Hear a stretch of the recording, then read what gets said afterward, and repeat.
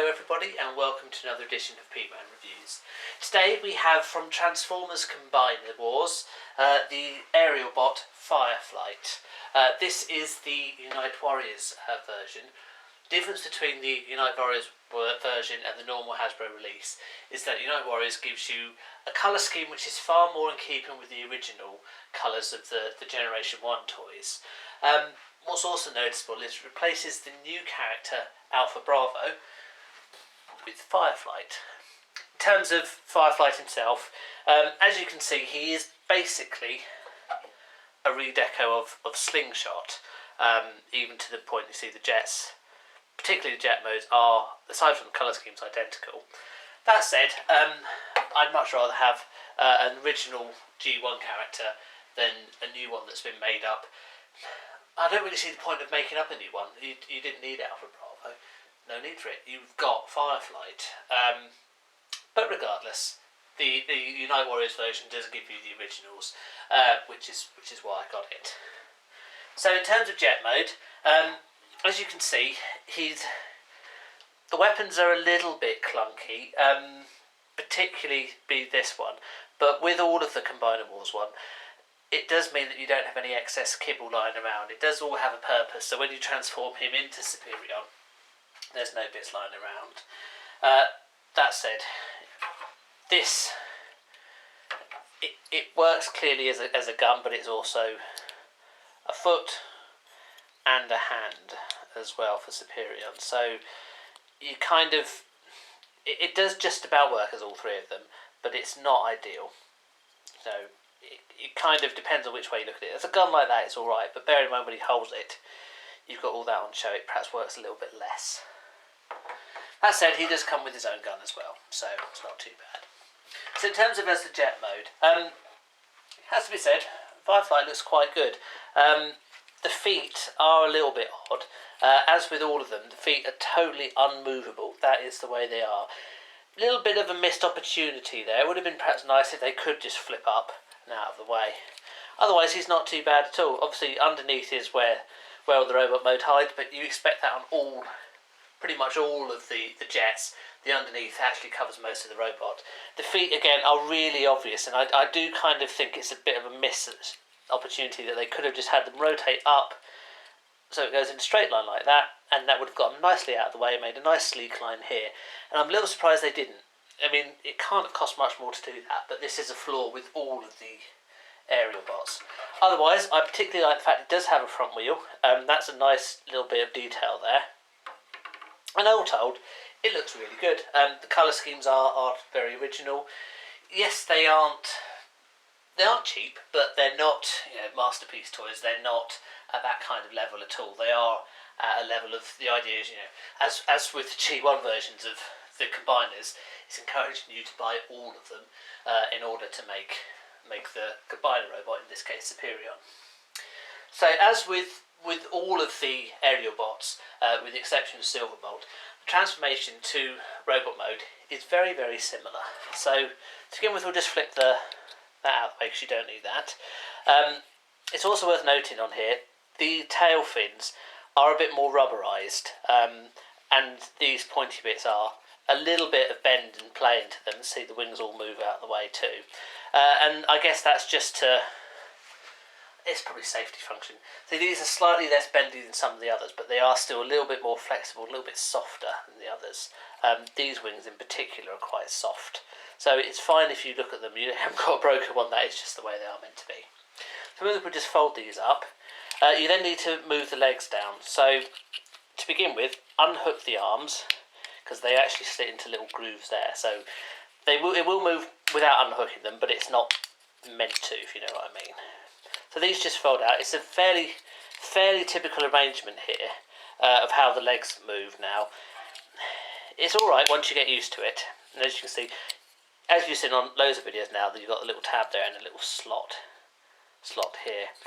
This seems quite standard now, whether you're looking at an official Transformer or indeed a third party. They all seem to have adopted just the little slots to make sure that everything hooks into place. It makes sense. It obviously clearly works, and it actually makes all the things click into place.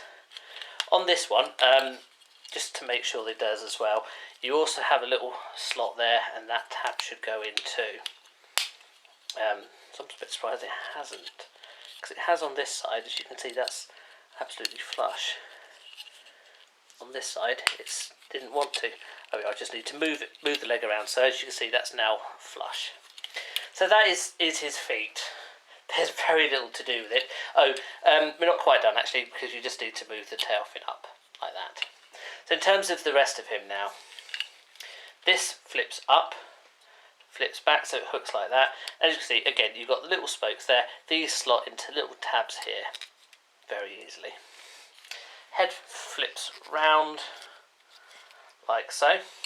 You then need to fold the wings back so that they're out of the way. Arms fold all the way up, and then like that. Same here, all the way up and like that. And there we go. Fireflight is now ready. Well, I say ready, we just need to give him his weapons, so we put in his regular gun and